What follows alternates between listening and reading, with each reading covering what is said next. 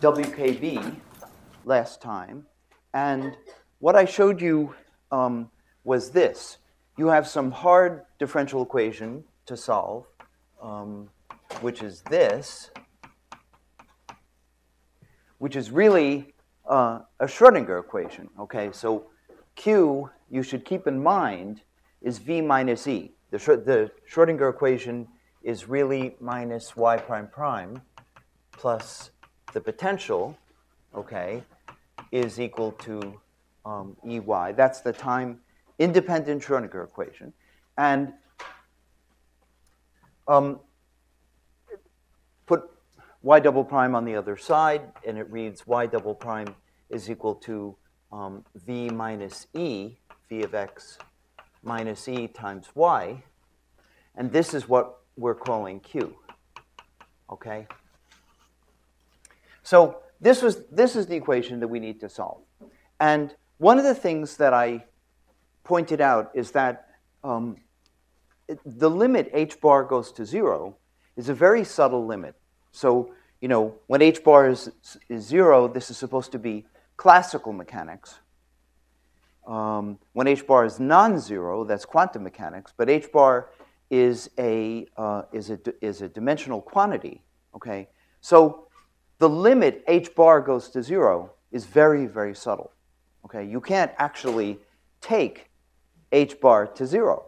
Okay, because if you make it half as big, I'll just use different units, and it'll be twice as big.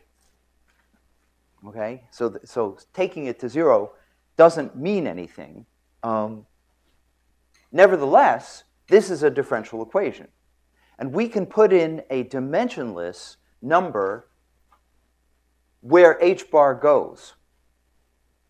Okay, and so what we're going to do is we're going to insert a small parameter here. And I emphasize this is a very, very strange thing to do. It's really strange, okay, because in the limit as epsilon goes to 0, this is no longer a differential equation. So the limit epsilon approaches 0 is a very, very singular limit, okay? And lots of work has been done on the classical limit of quantum mechanics, and I want to talk about that a bit today because it's so wonderful and so interesting. Okay, really interesting stuff. Just to give you a superficial picture of the connection between classical mechanics and quantum mechanics, suppose you have, suppose the potential is just, say, x squared, just quadratic well. So this is the harmonic oscillator, okay? So what we're talking about is a particle in a potential well, okay? So this is v of x, particle in this potential well. You give the particle a total amount of energy E, and you know perfectly well what happens classically. Classically, the particle goes back and forth. Okay? Quantum mechanically, however, the particle can tunnel a bit into the classically forbidden region. Okay? Now, in quantum mechanics, we are calculating this thing y, which is called a wave function, and the square of the wave function is supposed to represent the probability of finding the particle. It's actually the probability density of finding the particle. So the probability of a particle being in any region of space is y squared, okay? This is y squared dx is the probability of the particle being found somewhere between x and x plus dx. That's the probability of finding the particle in that little piece of space. You agree? Now, if you make a plot of classically of finding the particle, what is the, if we want to talk about the classical analog of that, what is the probability of finding the particle equal to? Where is it most likely that you would find the particle? Why is that? So it bends, so it's moving slowly out there. So it's much more likely that, if you close your eyes and you just reach out and grab the particle, it will be at the edge, okay? In fact, this is the reason there was this movie, this Rodney King episode. Any of you know who Rodney King was? Nobody remembers Rodney King. Rodney King was this, do you remember? Yeah, Rodney King was this guy on the West Coast, California, who was beaten up by the police, okay? And they were hitting him with a baton repeatedly. And the police got off. They were banging him on the head, okay? They caused brain damage. But when they showed the movie, what was happening was they were going down, the baton was bouncing off his head, and then it would come back up, and then it would go bounce off his head and come back up. And the most likely place to find the baton was up, because that's where it was moving slowly. So they showed the movie in court, frame by frame, and the baton was always up there. It was never on his head, so they got off.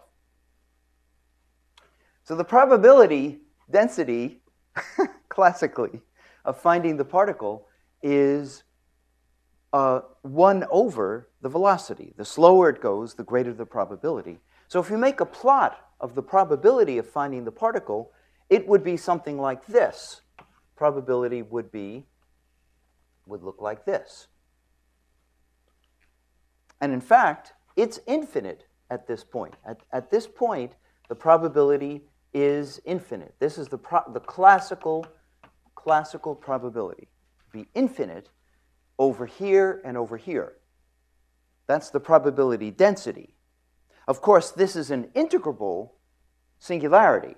So the total probability, if you integrate the total probability, it still is equal to 1.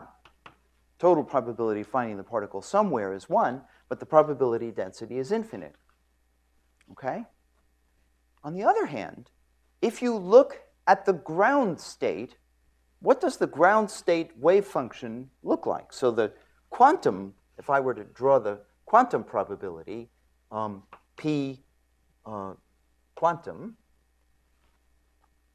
what would it look like? Well, for the ground state, it would look like this. It doesn't look anything like what the classical picture looks like. It's completely different. Okay? And this falls off exponentially, like that. However, as you go to higher energies, as the energy increases, the picture would look something like this. There's a dip, one node, and as you go to higher and higher energies, you have more and more oscillations, okay? And eventually, at very high energy, what you would see, the quantum probability would be something like this.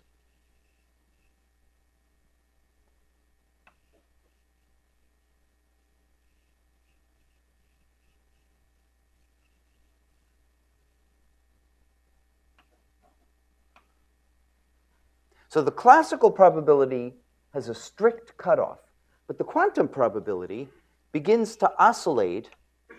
There are nodes, of course. Chance of finding the particle in this state at this point is exactly 0. You'd never find the particle there, never. Okay? Classically, of course, you can find the particle. And there's an oscillation. So in some subtle sense, this oscillatory curve, as you go to higher and higher energies, becomes more and more like the classical picture. But this is really a very, very subtle difference. Okay, so quantum mechanics and classical mechanics, very different. Okay, now, because we're treating epsilon as small, in some funny sense, what we're doing is sort of halfway, when epsilon gets very small, halfway between quantum mechanics and classical mechanics, because we're treating the effect of h-bar as being almost negligible. And that's why this is called the semi-classical approximation, halfway, halfway between quantum mechanics and classical mechanics. And what was the trick that we used? We said let y equal e to the 1 over epsilon, sum from n equals 0 to infinity, s sub n epsilon to the n. And what we found was that S0 is plus or minus the integral of the square root of q of t dt, plus or minus. Plus or minus because this is a second order equation and there are going to be two solutions. And we found that S1 was minus 1/4 log of q, okay? And Tibor, you did a tutorial and you got S2, right? People got S2. So S2 is, again, some sort of plus or minus, something of an integral. Can you tell me what it is? What does S2 come out to be? Some function of q.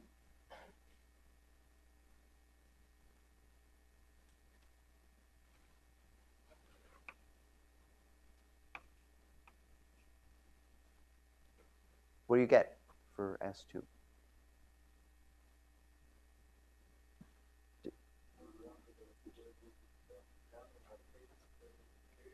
What, say it again?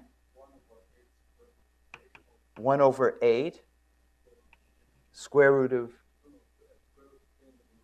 1 over 8 square root of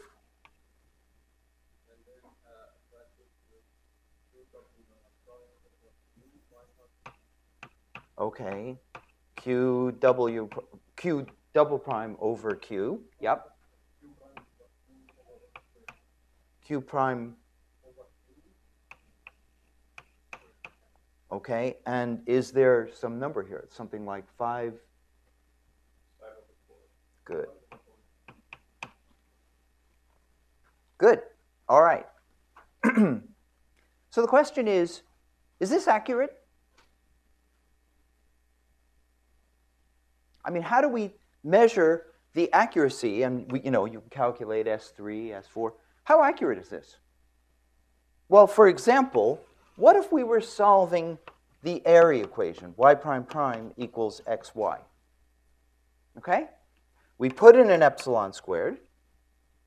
So this is our perturbation parameter. We just insert an epsilon.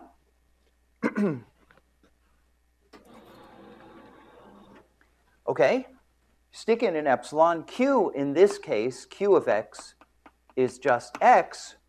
So the question is, how big is S2? That's the question. How big is S2?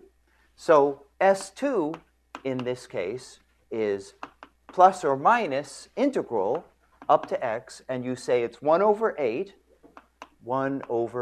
times the square root of t. This is the integral dt. All right? Now, q prime prime would be 0. Makes this a little simpler. Q prime is 1. This is q. So we get something like minus 5 over 4 t squared. Something like that. Okay? So this is minus or plus. The number is 5 over 32. 5 over 32 times the integral of dt over t to the 5 halves. And what is the integral of t to the 5 halves? It's t to the of 1 over t to the 5 halves. This is plus or minus 5 over 32, and it's t to the minus 3 halves times 2/3. Okay? So this is plus or minus 5 over 48, and this is evaluated at x, okay? So this is 5 over 48 x to the 3 halves. Okay? So the question is, how accurate is this? How accurate do we think this approximation is going to be if we just keep S0 and S1. Okay? If we're doing WKB theory, what is normally done in WKB theory, so y, which is e to the 1 over epsilon times that sum, what would it be? It would be e to the plus or minus 1 over epsilon times S0, okay, plus S1. Now, if we keep just this much of the approximation, this is the controlling factor of the asymptotic approximation. This is the controlling factor, and in the case of WKB, it has a name. This is called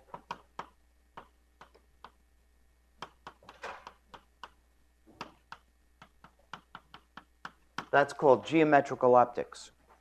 And if you write down the full asymptotic approximation, including S1, that is called physical optics. Okay, geometrical optics means ray tracing. It's something that you do when you're studying elementary physics.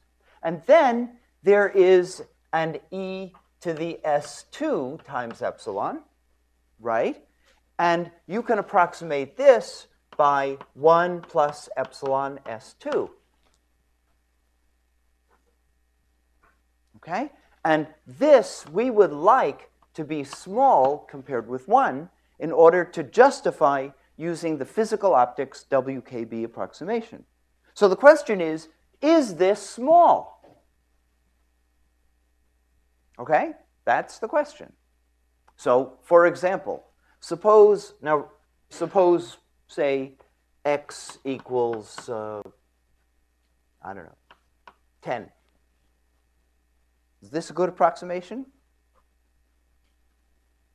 Well, if x equals 10, then 5 over 48 x to the 3 halves, what is that? That's 5 over 48. Now, 10 cubed is 1,000. And if I take the square root of 1,000, what is that? About 33 or something like that, right? So 33. Okay.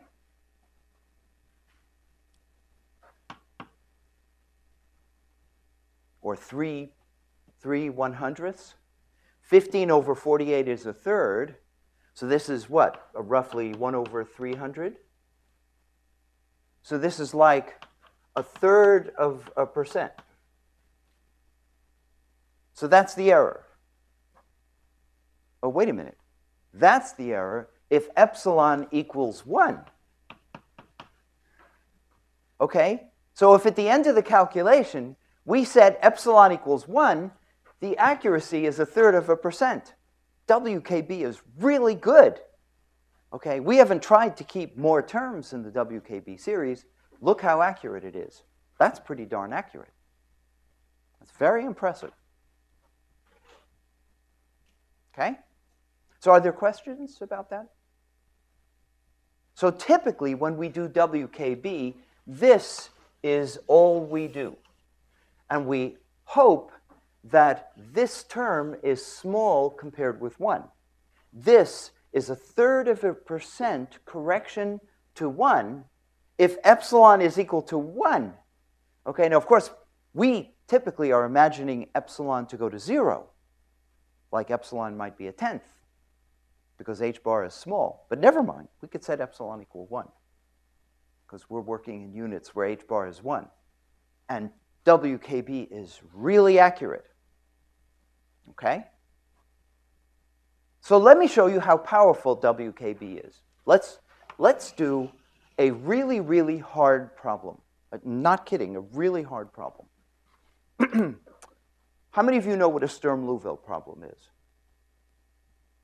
What is a Sturm-Liouville problem? Do you know? You have an eigenvalue equation and you find a basis or no basis, so you can solve the problem in that basis. That's right. That's right. So basically a Sturm-Liouville problem is an eigenvalue problem. Okay? So let's write down a completely general Sturm-Liouville eigenvalue problem.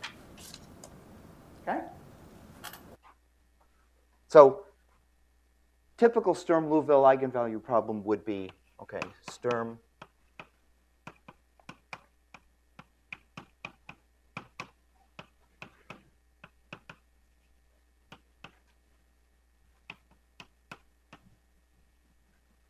Okay, Sturm-Liouville eigenvalue problem.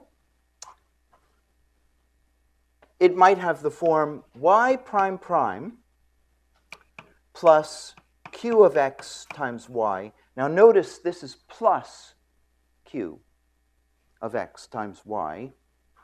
And let's put in an eigenvalue. E times y is equal to 0.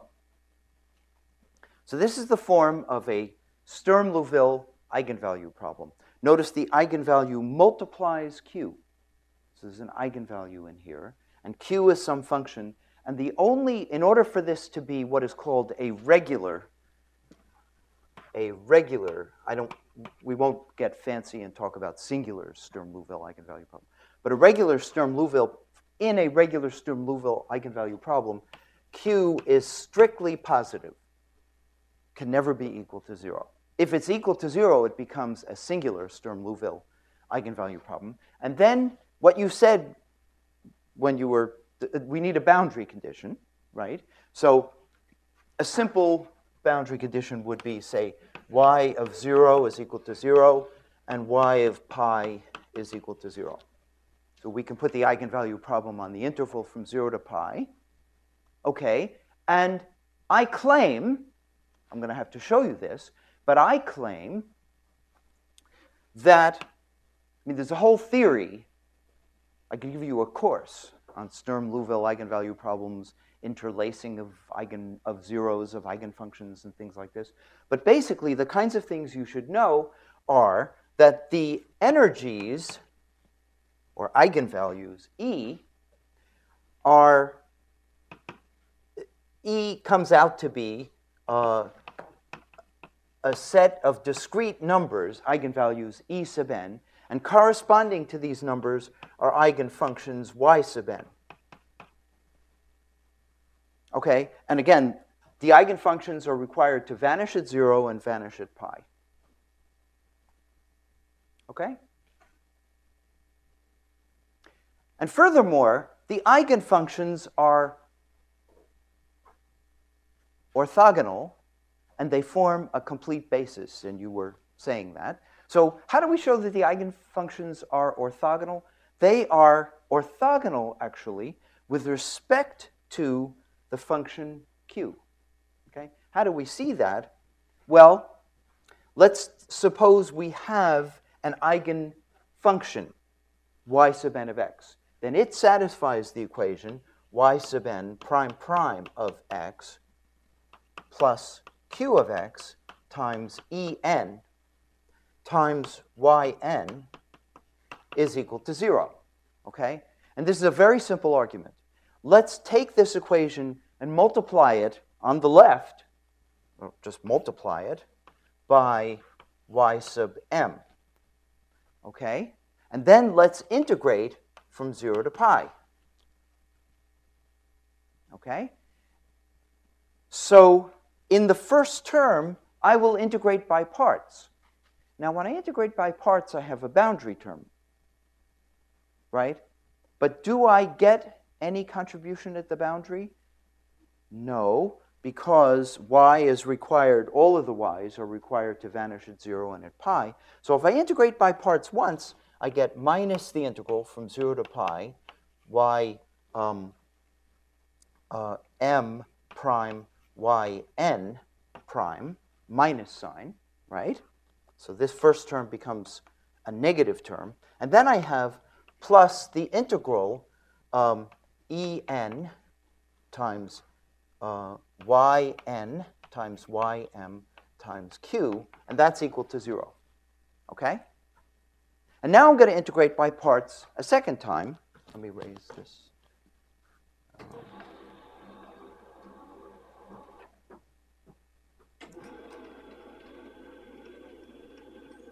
Okay, let's integrate by parts another time. So now two derivatives will be on ym, and the sign will change to plus. So I have the integral from 0 to pi ym prime prime yn plus the integral en ym times q is equal to 0. But remember that ym prime prime is equal to minus q times em times ym. And therefore, if I combine these two integrals, it reads the integral from 0 to pi dx yn ym times q times en minus em is equal to 0. Now, if en is not equal to em, then this is not 0, and therefore it follows that the integral of q times yn times ym is equal to 0. And you were saying the word orthogonal, and that's the proof of orthogonality. Okay? So this is an example of one of the theoretical results. But come on, we're physicists. We want to know the answer. What is the eigenfunction? And what is the eigenvalue? We want to know. Okay, how are we going to find out the answer? Well, let's assume that the eigenvalue, let's just make a funny assumption. Let's assume that En is pretty big. Okay, let's just make that assumption. Okay, so let's just put this a little higher up. Let's assume that the eigenvalue E is pretty large. And therefore, I will say that I'll just make a substitution. Let's call E 1 over epsilon squared. Okay?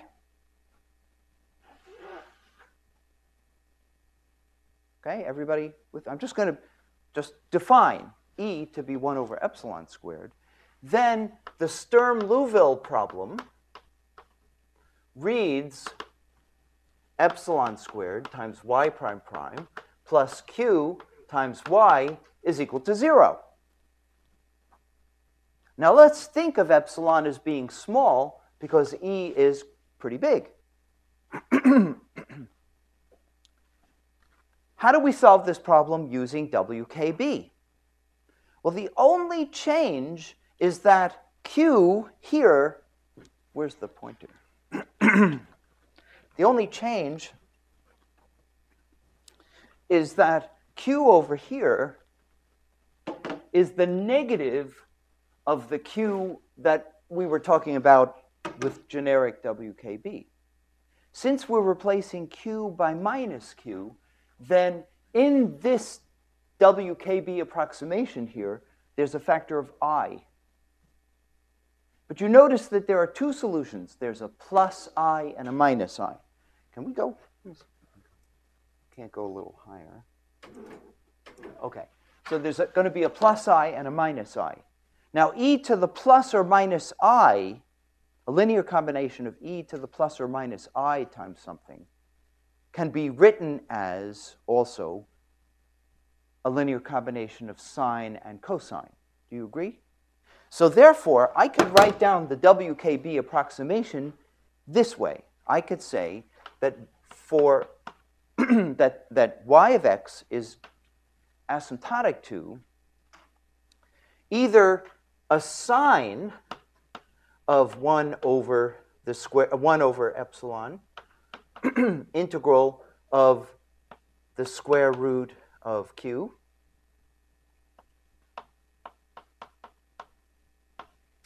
or the cosine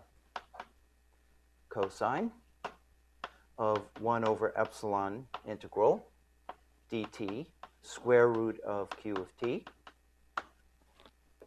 And this is divided by q to the 1/4 of x. This is divided by q to the 1/4 of x. And there's an arbitrary constant here, call it a. There's an arbitrary constant here, call it b. So this is the WKB approximation, and the only thing I've done is I've replaced q by minus q. Okay? Any questions about that? You see what I've done? Yeah. Yeah. So e to the log of q is 1 over q to the 1/4. 1 over q to the 1/4. Now, obviously, if q becomes negative, then there's a factor of minus 1 to the 1/4. But that's absorbed into this constant. Okay, so I'm only dealing here with real positive quantities. And I've taken all of the complex stuff and stuck it in here and here. Okay? And these constants are arbitrary because it's a linear equation, linear homogeneous equation. Okay, now there's only one last thing. To make this approximation non-ambiguous, we need to know what the lower endpoint of integration is. And a natural lower endpoint of integration to choose is 0. If I choose a different lower endpoint, then I would have to adjust the constant a and b, but it's the same approximation. There you go. That's what WKB says. This is the solution. This is asymptotic to y as epsilon goes to 0. But remember that y of 0 is that we have a boundary condition that y of 0 equals 0. What does that say? What does that imply? That b is 0. Okay? That just tells me this implies that b is 0. So therefore, this term is in fact not here. Now we have another boundary condition. We have the boundary condition that y of pi is 0. Okay? What does that tell me? Well, if you plug in pi, this gives me so y of pi is a over q to the 1/4 of pi, whatever that is, times the sine of 1 over epsilon integral from 0 to pi dt square root of q of t. And this guy has to be 0. How can that be 0?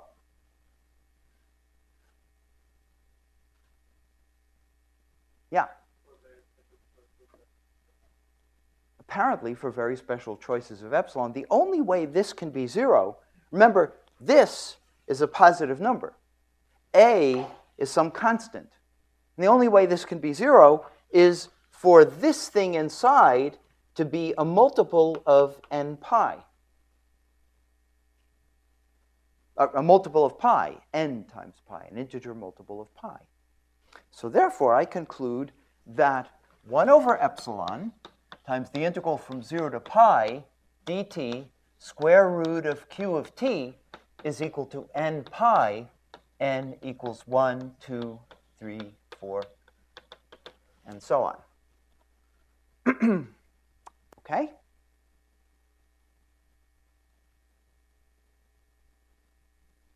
That's very interesting.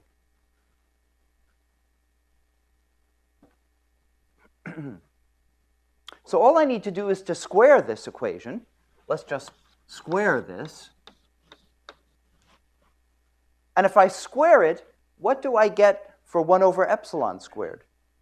Well, we just said, let's call 1 over epsilon squared. We said 1 over epsilon squared is e. So if I square this equation, I get e is equal to n squared pi squared over the integral from 0 to pi dt square root of q of t squared. Okay? And that is a formula for the nth eigenvalue. Now, of course, this is not an equal sign. This is really an asymptotic sign. And this is valid when e is large compared with 1. That means as n goes to infinity. So we have a formula. I mean, do you realize what we did? We just solved all possible regular Sturm-Liouville eigenvalue problems. Right there.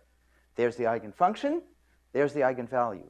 And we have shown that the eigenvalues of a Sturm-Liouville eigenvalue problem grow like n squared. That's what we showed. I hope you're impressed. Do you see how powerful we are? Do you also see that by doing perturbation theory, we are doing global analysis? Because do you see what we did? We imposed one boundary condition at y equals 0 and one boundary condition at y equals pi. Widely separated boundary conditions. You see that? We're not doing a Taylor series about 0 and hoping it's good at pi or something like that. We did a global approximation which is valid for small epsilon everywhere. And that's the answer. Now, of course, I know what you're thinking. How accurate is that? Okay, I'll show you.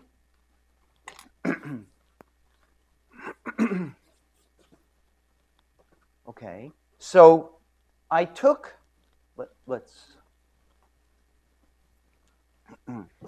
okay, so I took this to be q.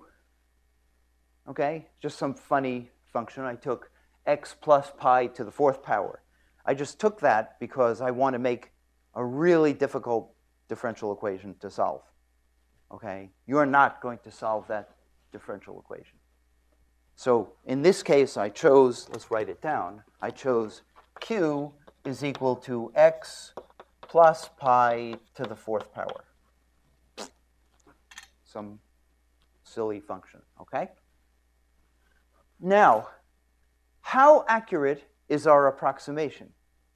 Well, when n is equal to 1, now remember, our approximation is valid as n goes to infinity.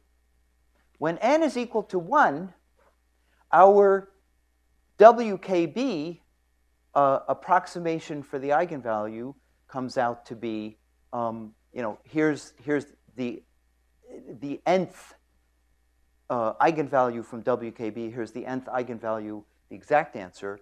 And the relative error is 8.1%. Okay? And when n is equal to 2, the relative error is 2.6%. And when n is equal to 3, the relative error is 1.3%. And by the time you get to the 10th eigenvalue, the error is 0.13%.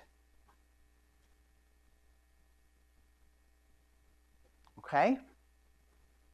So you can see as n increases that the error goes down. Furthermore, you might be interested in looking at the eigenfunctions. So this is the WKB approximation to the eigenfunction. And this is what you get if you simply integrate it exactly on a computer. And you can see the difference when n is equal to 1. Okay?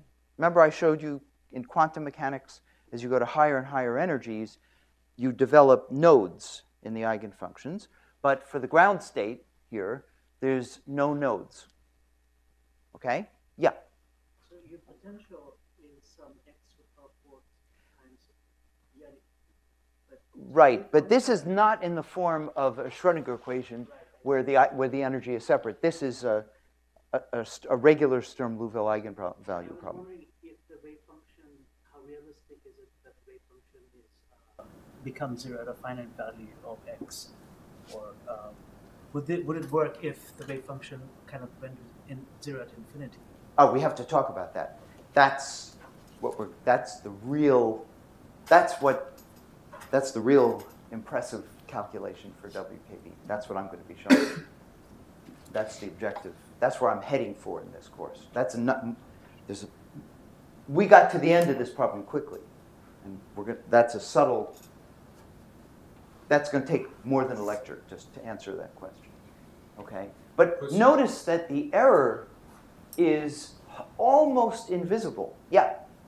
The second boundary condition, when we applied the second boundary condition, we didn't determine the arbitrary constant A.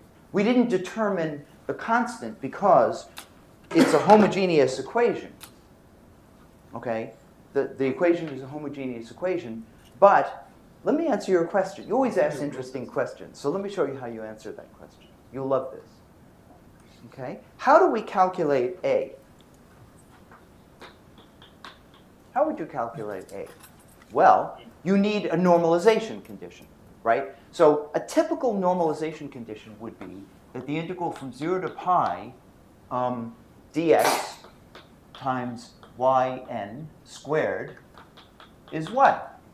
The square of the probability integrated from 0 to 1 is 1. That's how we're going to normalize. Okay? Sorry? Q. Thank you very much. Yes, yes, yes. Times Q. Thank you very much. I'm glad you said that. Otherwise, we'd have a disaster. Okay. So can we do this integral? Let's see if we can do the integral. Okay? So that's the integral from 0 to pi dx q of x. And now, what is y squared?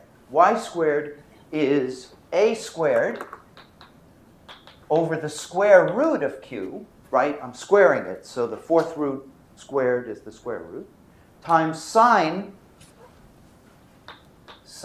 squared of 1 over epsilon, integral from 0 to x, dt, square root of q of t.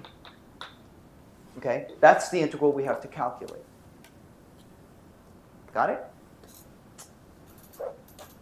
That's interesting. Look, the square root of q divides into q to give me the square root of q. This looks like a very hard integral because it's an integral of the square of a function containing an integral. Ugh. Can we do this integral? Yes, we can. Okay, this is required to be 1. Okay? Can we do this? Yes. Let's do the following. Over here, let's call this a new variable. Okay? In fact, let's call this z, say. Z is equal to 1 over epsilon integral from 0 to x dt square root of q of t. Okay? Why should we do that? Because dz is 1 over epsilon times the square root of q of x dx. Ooh.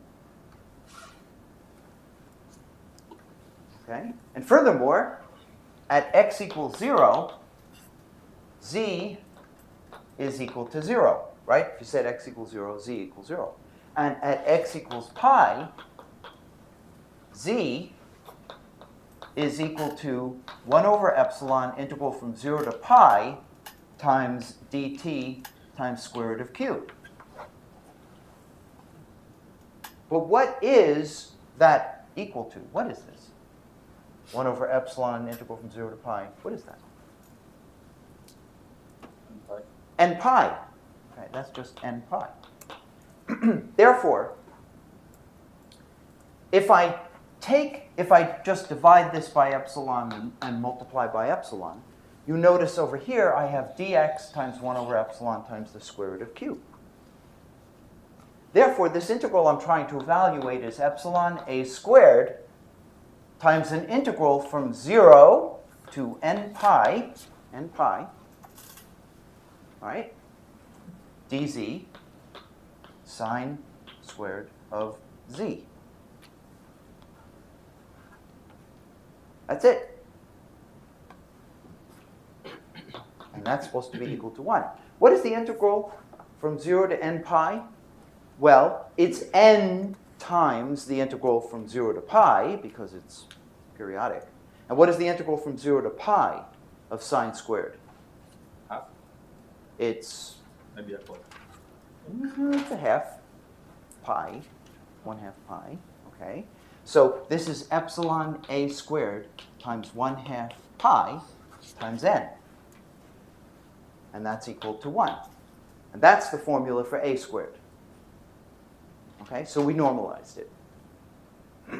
So that's the answer to your question. Okay? So look how accurate that is. But this is the most inaccurate part of our approximation. It's n equals 1. What about n equals 2? So for n equals 2, the picture looks like this. And now you can barely see the difference. Okay? This is the WKB approximation. Here is the exact solution.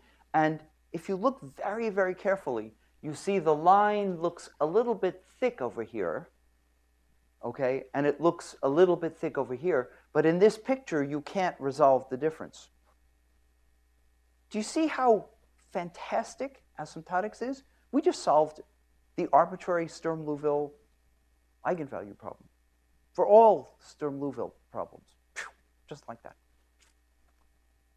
Okay? And we can normalize it, we can check orthogonality, we can do all of these things. Okay? Yeah? Is there like a good reason why the approximation is better, like where the derivative is smaller? Yeah, it has to do, well, I mean, you can verify this by calculating S2. Remember, in our, in what we just did, we said we would like to solve this just using the physical optics approximation. You understand, we could have done a much, much better job, but we're lazy. Okay, we're very lazy today. We could have included S2, S3, S4, and S5. Okay, but I'm not an undergraduate student, so I'm too lazy to do that.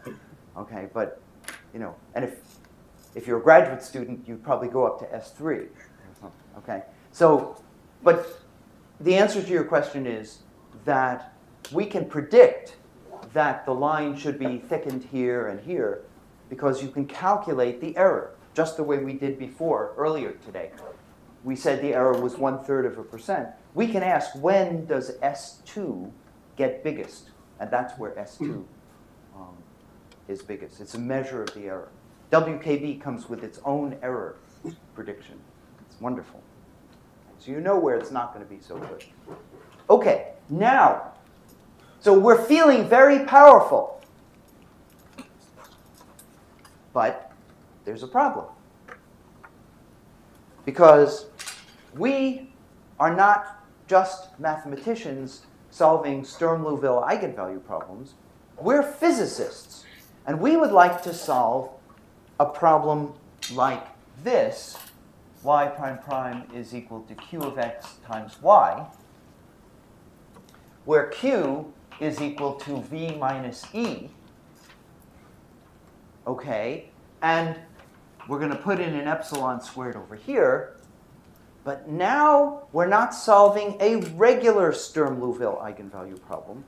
We're going to solve an eigenvalue problem which is singular. Okay? In what sense is it singular? It's singular because we are going to impose boundary conditions not at 0 and 1, but as you know, we're going to require that y of minus infinity is equal to 0 and y of plus infinity is equal to 0. This is the problem we want to solve. And I'm going to show you how you use WKB to solve this problem. And this is something you never learn in classes on WKB because there are very few people who can actually do this on the board, okay? So that's what we're going to do. And this is so beautiful. This is what I'm going to show you is, I think, one of the great breakthroughs in asymptotics and perturbation theory of the last century. Absolutely an astonishing calculation. Okay? And I want to show you why the problem is non-trivial. Okay? Why is the problem non-trivial? The problem is non-trivial. You understand what I would like to do. Okay? All I need to do is to say that y is equal to e to the plus or minus integral up to x of the square root of q of t dt, okay, times 1 over epsilon over q to the 1/4. That's the WKB approximation. And so you know what I want to do. All I want to do is to say it's a times the thing with the plus sign plus b times the thing with the minus sign.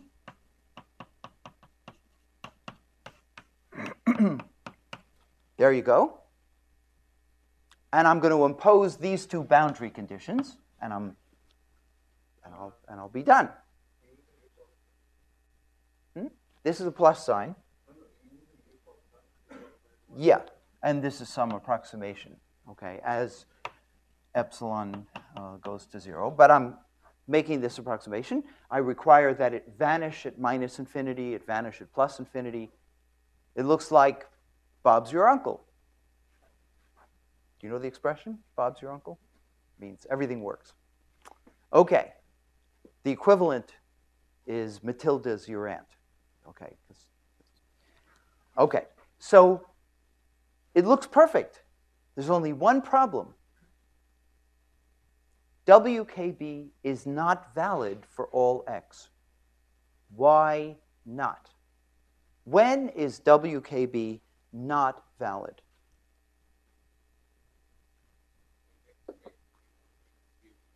Right. Okay? When, so this is no good when q is equal to 0.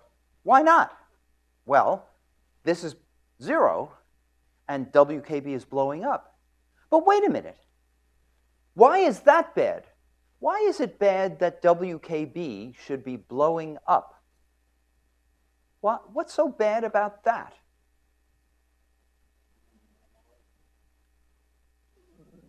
Well, so it blows up. So maybe the actual solution to this equation blows up. But it doesn't blow up because if q is some polynomial, some analytic function or something, some smooth function, we know that the solution to this differential equation definitely does not blow up. There's no singularity in this differential equation except in infinity, and yet the WKB approximation is blowing up when q equals 0. When is q equals 0? I've already talked about that in class. Q is equal to 0 when at that turning point, okay, when v is equal to e. So I would like to spend a little bit of time today talking about the nature of turning points, because this in itself is fascinating. It's absolutely fascinating. And I really love this stuff. Okay, so what's so cool about it? What I want to talk to you about is what happens when v is equal to e. So again, here's the problem. You've got a potential. Okay, there's some sort of potential here. This is v of x. You have a particle of energy E. Okay, and what is this? This is the total energy. E means total energy of the particle, kinetic plus potential. So what happens? The particle is moving along classically. As it goes closer and closer and closer to this point here, where v is equal to e, what happens? More and more and more energy of the particle becomes potential, less and less becomes kinetic, and when it reaches this point, it has no kinetic energy left. That is, this much is the potential, and this much is the kinetic energy. This is the potential. This is the kinetic. This is the total energy, E, and as it goes closer and closer to the turning point, it's going slower and slower, and it stops. And it turns around and goes back again. In fact, you've learned this in your first year undergraduate physics class. What you learned,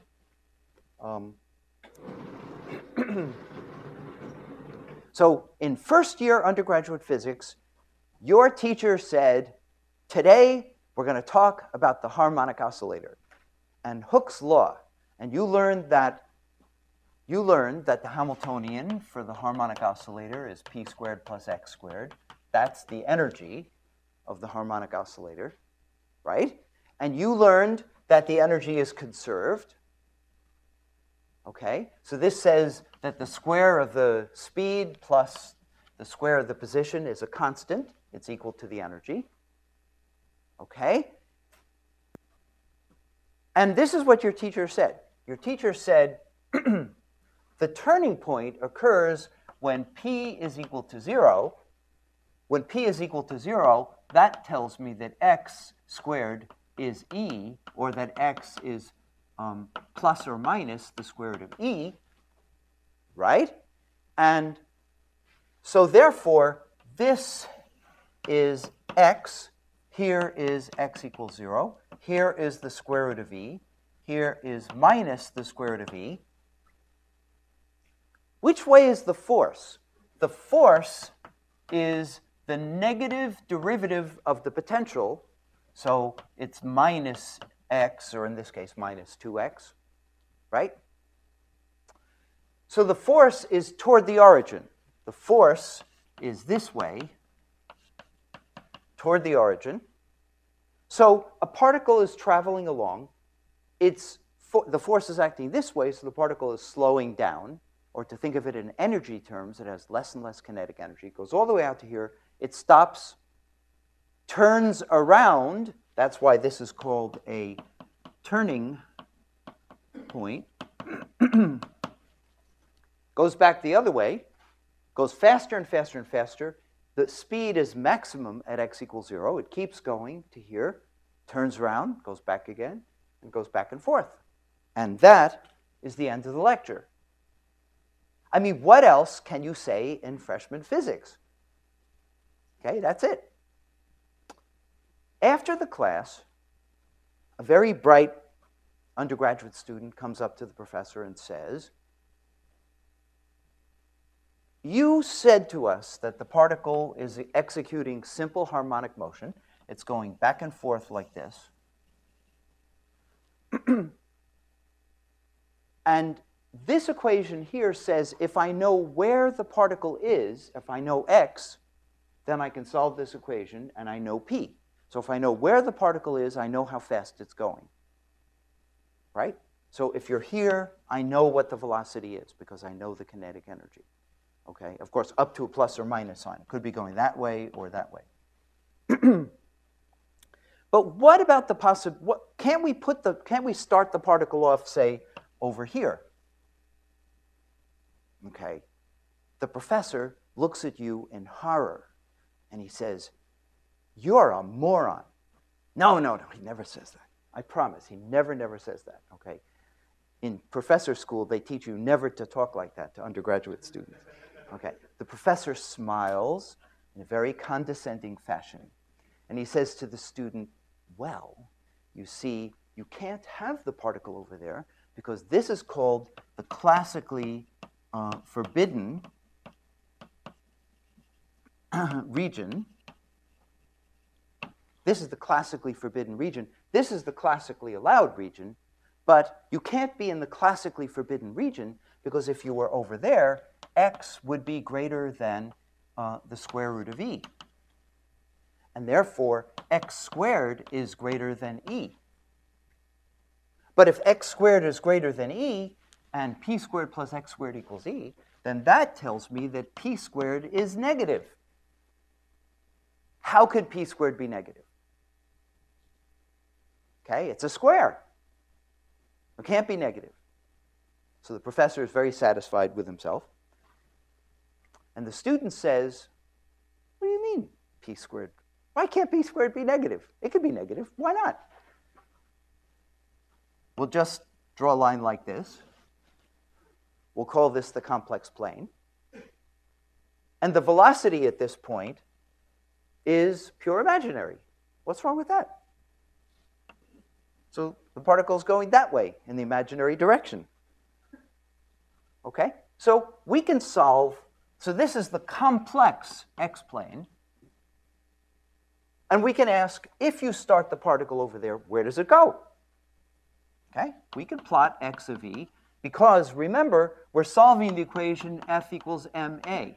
That is the equation x dot dot plus x is equal to 0. That's, just f equals ma, right? Or if you want to be fancy, you take this equation, and what we're solving is p squared, well, p is equal to the square root of e minus x squared, and p is dx dt. So it's just a first-order differential equation. So we can do that. It's not a big deal. And if you solve that differential equation, subject to this initial condition, where does the particle go? Well, it goes like this. Okay, and it makes an ellipse. This is an exact ellipse, not an approximate ellipse, but it's an exact ellipse. And it turns out that, see, there was no pun unintended there. It turns out that the turning points are the foci of the ellipse. Okay, this is elementary physics extended into the complex plane. This is complex classical mechanics. And the particle goes around like this. And you can see that it's perfectly acceptable for a particle to be in the classically forbidden region. But if it is in the classically forbidden region, which way is it going? It's going that way. It's going in the imaginary direction. So why is it that a classical particle cannot tunnel? It's because it's not going the right way. In the classically allowed region, on the real axis between the turning points, it's going parallel to the x-axis, but here it's going perpendicular to the x-axis. So it's not penetrating into the classically forbidden region. But can a particle be there? Yes. And in fact, the amount of time it takes to go back and forth like this, so we have here a whole family of ellipses, nested ellipses, and the time it takes for the particle to go around any ellipse is always the same. Why is that? By Cauchy's theorem. The time, the period, is the integral dt around a closed loop. But dt is equal to dx over p, which is equal to dx over the square root of e minus x squared. And the only singularity is a branch cut right there. So the integral is always the same. You can deform this from one path to any other path, and t is the total time of transit is always the same. By the way, you notice that the force is the negative derivative of the potential. So the force on the real axis is this way and this way, as I said before. But on the imaginary axis, the force is, on the imaginary axis, x squared, the potential, becomes minus y squared, changes sign. So the force is that way and that way. It's away from the origin. So why doesn't the particle just fall off to infinity? Why does it go around in a closed loop? Why doesn't it just get sucked off to infinity? The answer is the same as the reason that we don't die. Why don't we die? Why don't we die right away? That is, why doesn't the Earth fall into the sun? There's an unbalanced force, right? Here's the sun. Here's the Earth. It's going around the sun. The only force on the Earth is gravity, pulling it toward the sun. Why don't we die? Why don't we fall into the sun and die? The answer is, we are falling into the sun. We're in free fall. However, lucky for us, we're not getting any closer. We are falling around the sun. We're always falling. We're always falling into the sun. If we weren't falling into the sun, we wouldn't go that way, we would go that way. So we are falling into the sun. We're just not getting any closer. This is indeed a particle that's falling off toward infinity. It's just not getting any closer.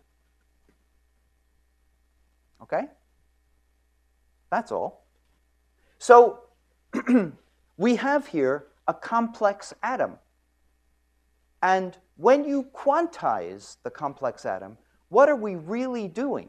We are saying that there are an integral number of wavelengths plus a phase shift from going around in the circle, and there should be n of them, because a particle is a wave.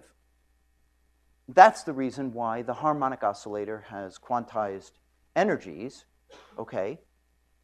But the point is, don't be so narrow-minded. Why is it that in freshman physics, the only solution to F equals ma they teach you is this, and they say it's going back and forth? Wrong! It's not going back and forth. It's a degenerate ellipse. It's really doing this. It's going infinitesimally above the branch cut, going around the turning point, and going infinitesimally below the branch cut like this. It's making a loop. It's not going back and forth. It's going around and around in the complex plane. Okay?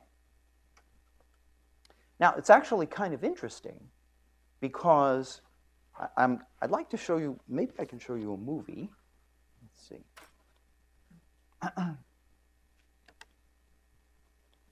Let's see if I can show you.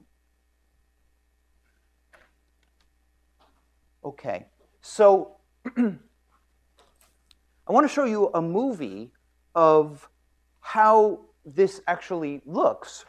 Okay, so this, I mean, you can have undergraduates play these games, but this is really fun.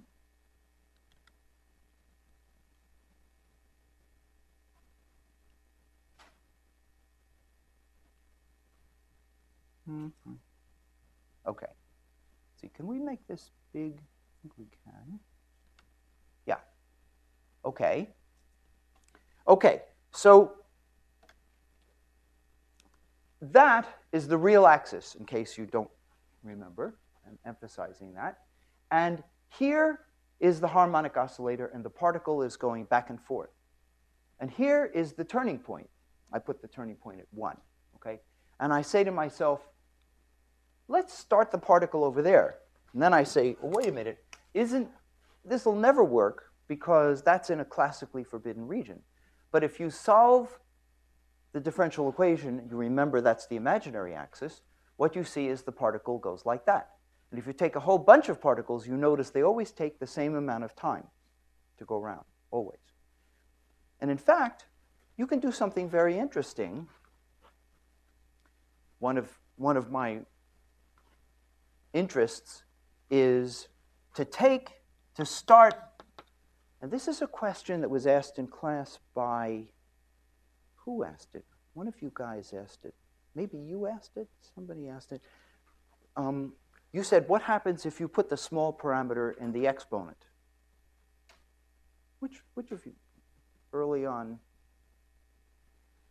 Yeah, maybe you asked it. Yeah, you're guilty. Okay.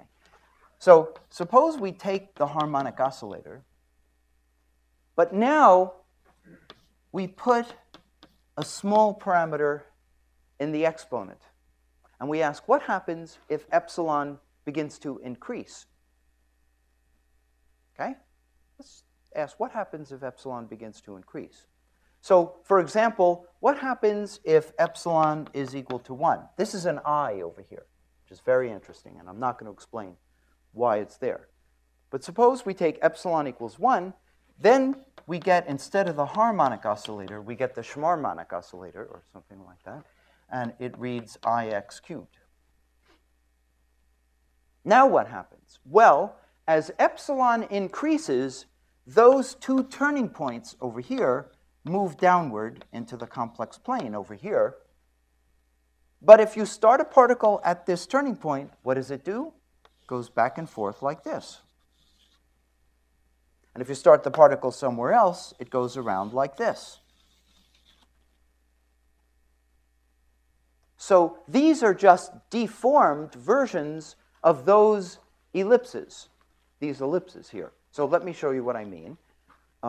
Let's let's see. I think we have to do this. Okay, here's epsilon equals 1. Here are the turning points, and you see that it always takes the particles the same amount of time to go around, and that's the picture that you get. Okay, so this is a deformed version. Okay, it's very interesting. In fact, things get even more interesting, because what happens if you take epsilon equals 1/2? Now, the x-plane, the complex x-plane that they're moving in, has a branch cut. And the particles can go through the branch cut. So there are several sheets, so they can travel around. It's still an oscillator, but they can travel around and make knots, traveling around on different sheets of the complex plane. Hang on for just 1 sec. So let me show you. So here's epsilon equals 1/2, and the particle is making this beautiful picture like this. There's a turning point here and here, and it looks like the path is crossing itself, but it isn't, because there's a branch cut here, and the particle crosses the branch cut, goes around on the second sheet, crosses back again, and goes back on the first sheet. Okay, and it goes back and forth like this on 2 different sheets of a Riemann surface. Okay. In fact, now let's see. You had a question. I'm not sure if it's relevant, but if you consider some kind of relativistic harmony oscillator, we had a limiting. Would that mean that you would have if you started off from the classical direction? This is an interesting question. This is an interesting question, but let's talk about this afterward, because this is a very interesting question.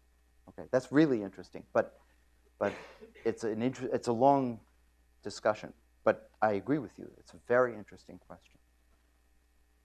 Okay, so we're just considering not relativistic mechanics, but just F equals ma, non-relativistic. Okay. You could even do super relativistic. Okay, remember what Einstein said about traveling faster than light. This is very relevant today with some experiments going on, right? Einstein said that you can travel faster than light. It's perfectly acceptable mathematically. The problem is that if you do, you lose your luggage. That's the problem. But this is just non-relativistic, okay? So, okay, so how about a different value of epsilon? Let's try epsilon equals 10/9. And I want you to see what the trajectory looks like. I say we better fast forward this. And this is what the trajectory looks like. This is a closed orbit, and you can quantize it. And this visits 11 sheets of a Riemann surface.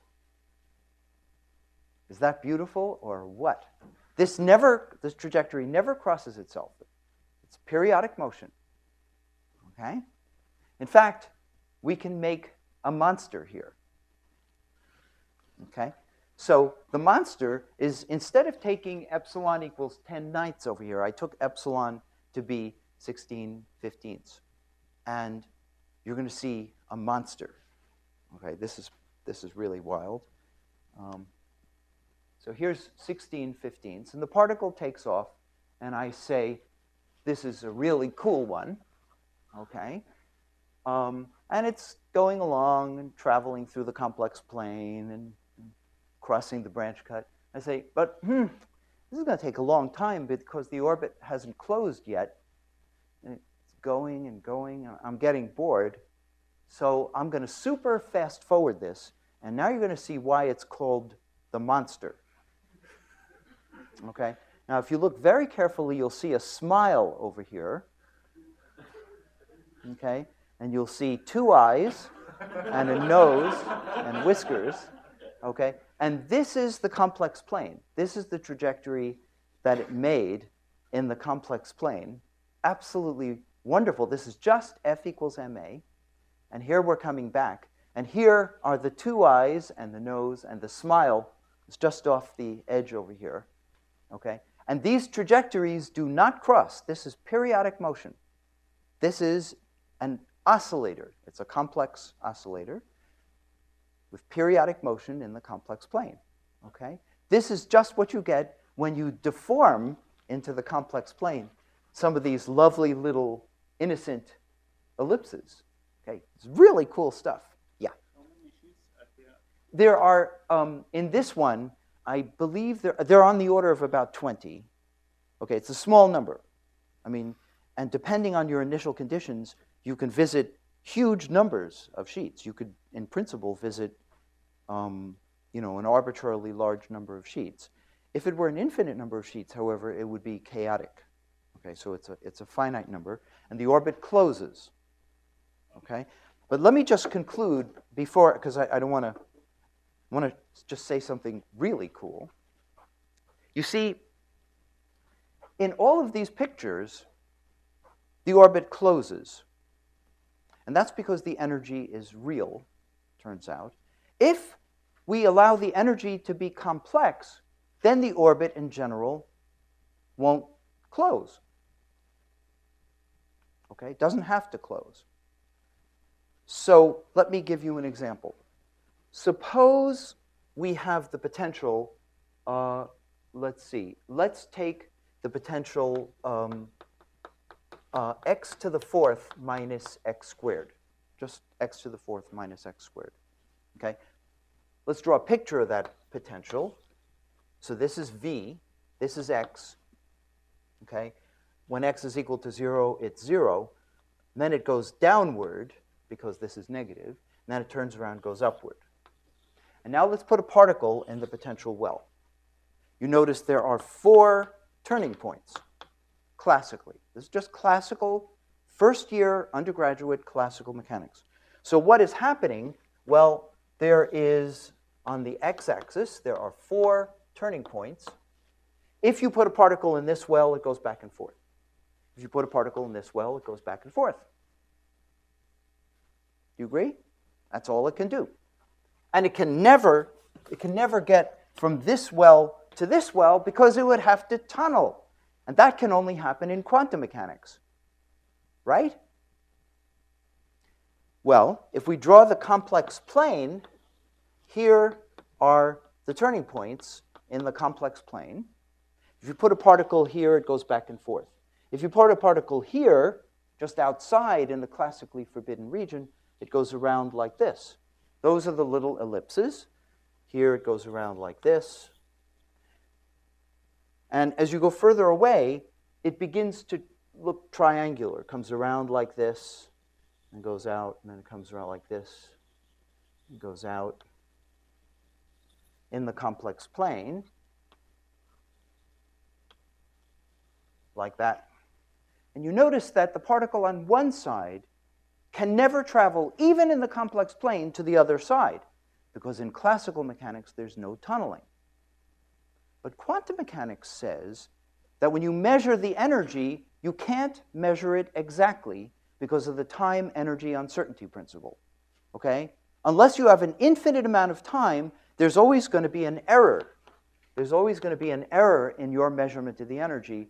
What happens if the error is, say, a small imaginary number or a small complex number? What happens now? Okay? So what happens now, here are the turning points. Let's let the energy be equal to some number like 6 or whatever you like it to be, plus a little bit of complex. Now the orbits are no longer closed. And what you see is something like this. You start a particle in this well, and it goes like this, and it doesn't close, and it goes out, and eventually it crosses the imaginary axis. And you would think that now it goes off to infinity, but it doesn't. What it does is it spirals into this well, crosses the x-axis, the real axis, comes back out, never crossing itself, because this is a deterministic system, So it can't cross itself. Goes all the way out and goes into this well. And in fact, it tunnels back and forth. And if you ask how long it takes to tunnel, the tunneling time, the amount of time that before it crosses the imaginary axis and goes into the other well, the amount of time it takes is inversely proportional to the imaginary part of the energy. Time times energy is a constant. Classical mechanics knows all about the uncertainty principle, energy times time. Okay? And I thought I would show you, just before we quit, let's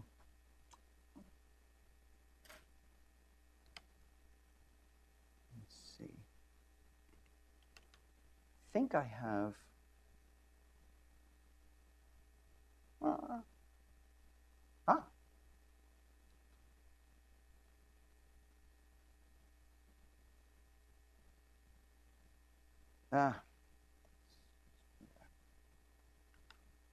Okay, so this is that quartic well, and this is what the particle is doing. Okay, it spirals out, it crosses the imaginary axis, comes like this, goes in, and then it comes back out, never crossing itself, crosses the axis, and so now here it's going to replay, so you can see it makes a great big loop here. It's not going off to infinity. It goes in, goes back out again. The red dots are the turning points. It spirals all the way in, and spirals back out again. So if you ask, what's the connection between classical mechanics and quantum mechanics? Classical mechanics, F equals ma, can exhibit tunneling. The particle can go from one well to the other, but the only way it can get from one well to the other is for the particle to go through the complex plane. It can't go there on the real axis. Okay? In fact, in quantum mechanics, what do you observe in a quantum experiment? You can do quantum tunneling experiments. You have a barrier, and an electron enters the barrier and it comes out the other side. What path did it take? Well, you're not allowed to ask that question in quantum mechanics. In the classically forbidden region, you can't talk about the particle trajectory. I would argue that the particle actually went through the complex plane. Okay? In fact, classical mechanics and quantum mechanics are a lot closer than you might have thought. If someone said to you, what's the difference between classical mechanics and quantum mechanics? You would say, well, come on, quantum mechanics allows for tunneling, virtual particles. Classical mechanics doesn't allow for such exotic phenomena as tunneling. You know, throw a ball against a wall and it goes through the wall, et cetera, et cetera. Okay? No, you can do this in classical mechanics. All you have to do is generalize classical mechanics to the complex plane, and you can see the particle going from one well to the other well. Okay? Yeah? Can you predict a number that is measured in quantum mechanics, like when doing classical mechanics and quantum mechanics? Yes. So what we can do is we can ask, so we have to be very careful because we don't want h bar to get in the way. There's no h bar in classical mechanics. But we can ask the following question. This is a paper I just published a few months ago. Okay?